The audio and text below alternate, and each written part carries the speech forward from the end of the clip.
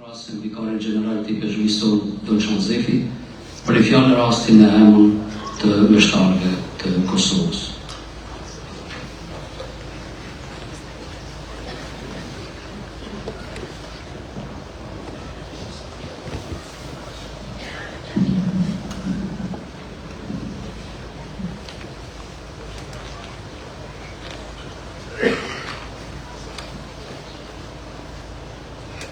E dashur vëllezër dhe motra, në emër të meshtarëve, motrave të nderit dhe në emër të gjeneratës së studentëve nga Kroacia, Zagrebi, në fillim shprehim ngushtimit të sinqerta tashmë për kalimin e shit, priftit të palosshëm Don Kërmen Spaci. Familja e tij, e njohur për devotshmëri, udhëzimin dhe përkushtimin atletar, urrit si vatre vërtytëve të larta, dhe këto më shruan në jetën e Don Kërmenit. Ai lindi në Belezh, në tokën e thirrjeve të shumta meshtarake dhe rregulltare, veçanërisht gjatë vitit 1980 dhe këndej. Nga ky vend dolën shumë meshtarë dhe motra të nderit, ndërta në ditë të veçantë qëndron figura Don Kërmeni. Madje edhe dy i peshvisjen tute pranishëm, Monsinjor Kabashi dhe Monsinjor Don Rock John Lesher. Në shërbimin e tij ai filloi si kapelan i follinit të Rizaj, pastaj si komotar në Glogjan dhe Bec, për të vazhduar me punën e peshvinit të Varit, ku qëndroi desnik deri në kalimin e tij në Amshim. Unë jam gjallë dhe jetë, kush beson e mua dhe nëse vdes do të jetoj. Me këtë fjalë të Zotit, që largon errësirën e vdekjes dhe hap horizontin e Amshimit, ne qëndrojmë sot përpara misterit të kalimit të tij në Amshim.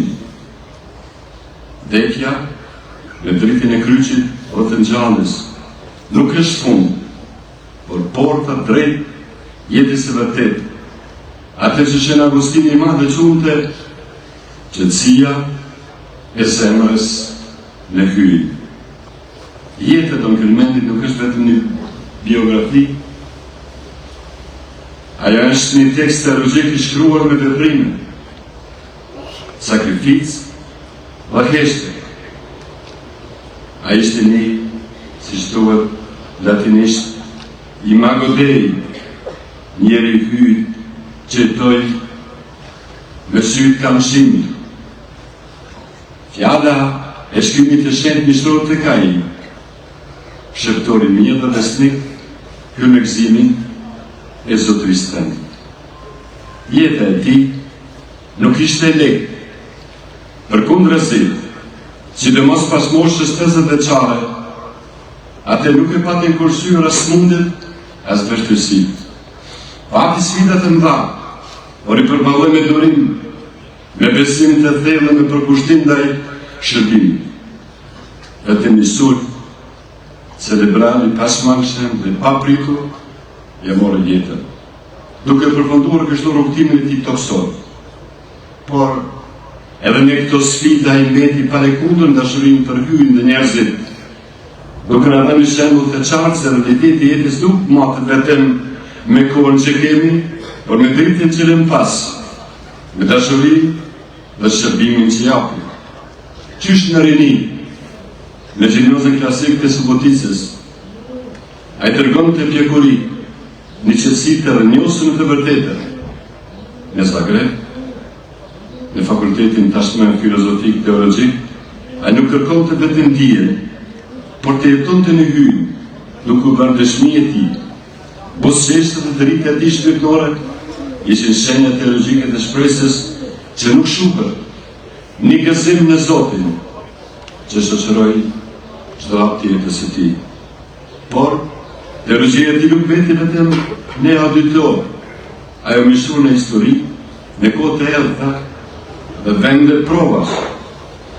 Në rrethimin e Glogjanit, në 1998-99, isha 2 herë personalisht atje.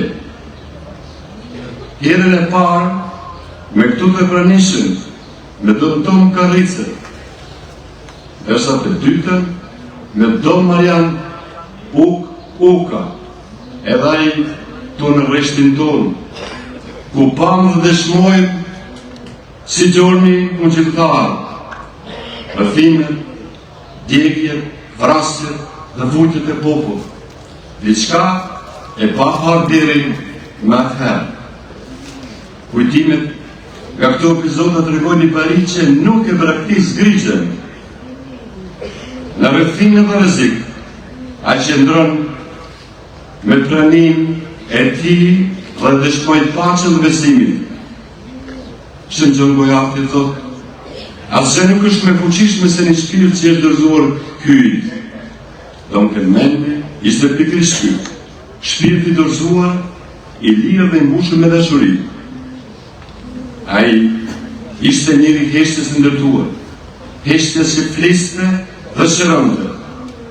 Përvojtëria e tij sipas modelit të Shën Agustinit ishte themeli i çdo virtyti. Së pari përvojtëria, së dyti përvojtëria, dhe së treti përvojtëria. Në këtë përvojtësi, ai u bëj madh duke shfaqur forcë e jo dobësi. Dërsa qëndrojmë përpara trupit e tij të pajet, nuk shohim fundin, po përmbushen në jetës e tij, me shpresë të gjallë, në gjallën dhe me dashurinë që nuk shuhet. E dëzojmë shpirtin e tij në duart e hyj. Le të pushojnë në paqen e Krishtit, dërsa kujtimi i tij mbetet dritë dhe udhë për ne. Në dashurinë jam shuar, nuk ndahemi, por takohemi përsëri. Amen.